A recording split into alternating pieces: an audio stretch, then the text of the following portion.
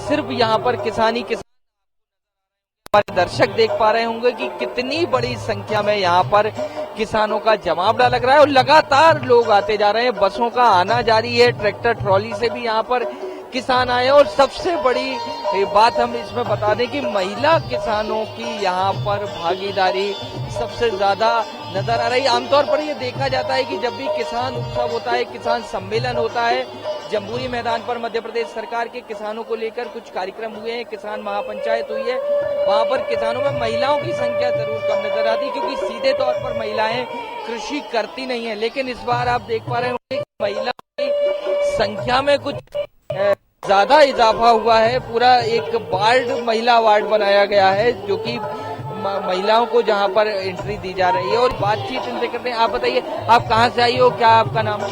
मेरा नाम मेघा परमार है। मैं भोजनगर गांव से हूँ। मेरे पापा एक किसान है।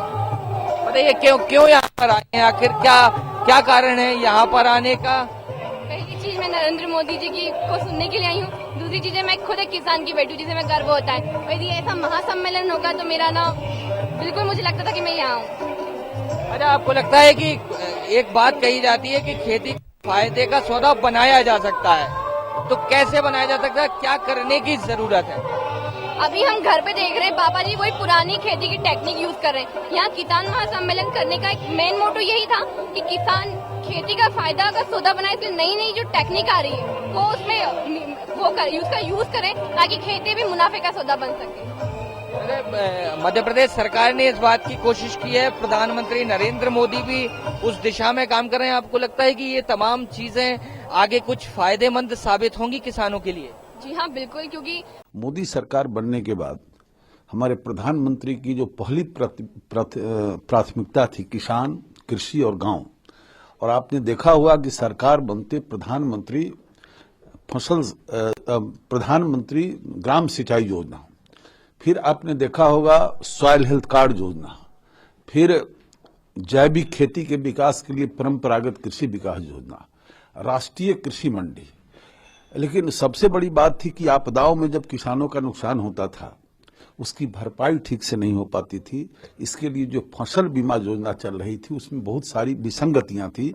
उन तमाम विसंगतियों को दूर कर हमारे प्रधानमंत्री जी ने प्रधानमंत्री फसल बीमा योजना जो ये पूरे देश के किसानों के लिए लाए हैं, ये आज तक के किसानों के लिए जितनी भी योजनाएं चली है उनके कल्याण के लिए सबसे बड़ी योजना है। और इसका जो दिशा निर्देश है, गाइडलाइन है, खरीफ से लागू होगा, तो उसका आज लॉन्चिंग करेंगे।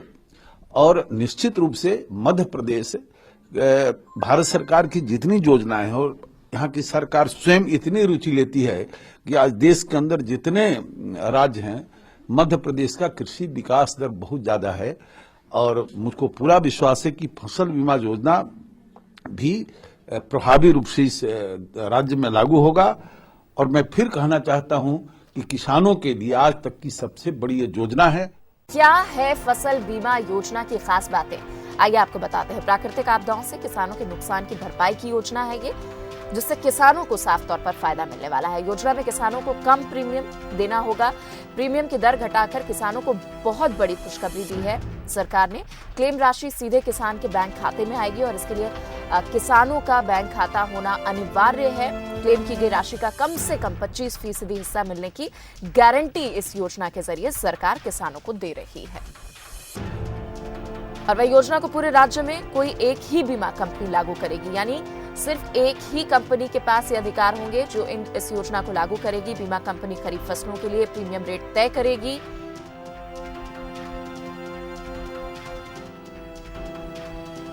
किसानों को इस रेट का सिर्फ 2% हिस्सा देना होगा और रबी फसलों के लिए प्रीमियम रेट का सिर्फ 1.5% हिस्सा ही देना होगा। ये एक बहुत राहत किसानों के लिए। बागवानी फसलों के मामले में हालांकि 5% प्रीमियम देना होगा किसानों को। योजना में फसल तैयार होने के बाद भी नुकसान की भरपाई होगी। इस योजना से किसानों को इस तरह का लाभ भी मिलेगा। अभी तक सरकारी सब्सिडी की ऊपरी सीमा तय होती थी।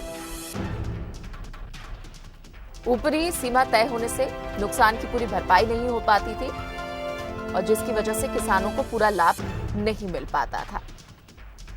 लेकिन नई फसल बीमा योजना में पूरी बीमित राशि दी जाएगी। इस बात का भरोसा किसानों को रहेगा कि जितना नुकसान उतनी भरपाई उनकी होगी। बीमा राशि के लिए किसान फसल नुकसान की तस्वीर भेजेंगे और उन तस्वीरों के आधार पर उन्हें इसका लाभ मिलेगा।